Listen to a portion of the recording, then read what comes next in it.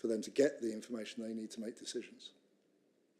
So we developed an ontology.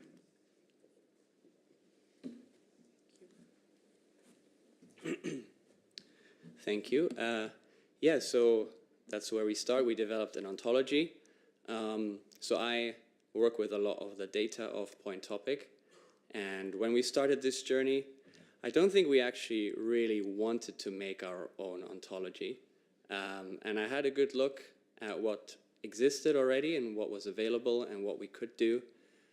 We are not experts on ontologies or knowledge graphs, but we ended up having the feeling that we should make our own one because there simply wasn't anything that someone with my background was able to understand and use and implement with the data that we work with. So we made an ontology. We called it the Common Telecoms Ontology. It is on GitHub as well. There is a paper that was written about 10 or 7 years ago that we used as a basis for it, although it was a very technical ontology with a lot more terms related to these sort of data standards and data hardware of the telecoms industry, and that's not really the data we work with. Our data is a lot more cross-domain, and it starts off with commercial data and organizational data. So that means the relationship of organizations that provide telecoms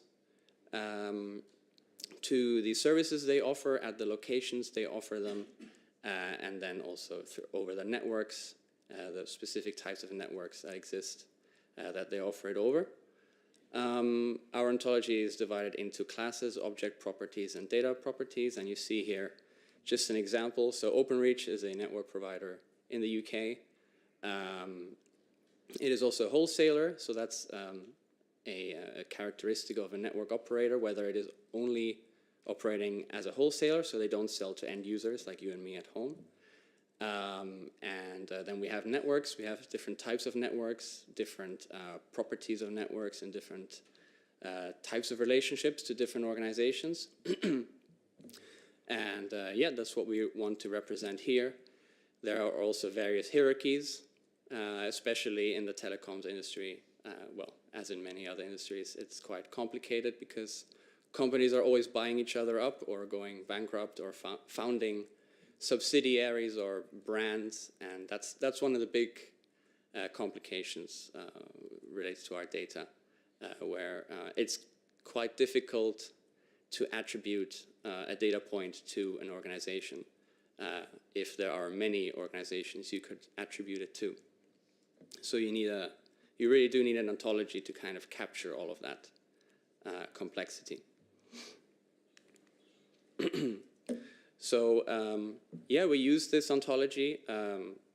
So it's open source, it's on GitHub, but we use it in our day-to-day work now. We're quite happy with that. It forms the foundation for how we work on new projects. Also, partially with the EC, some of the projects we are working on there, we want to bring this up more in the future because it's also a bigger and bigger topic in the EC, I think.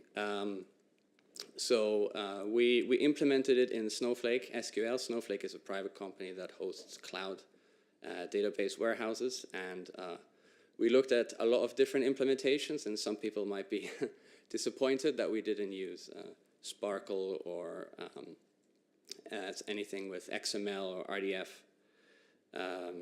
structures. We looked at that. We also looked at Neo4j. We looked at Amazon Neptune, which is enterprise-grade ontology service from Amazon. But we wanted something quite specific that could have an ontological validation, or could be ontologically validated, but is also available to us in our day-to-day work, and is also, as much as possible, plain text.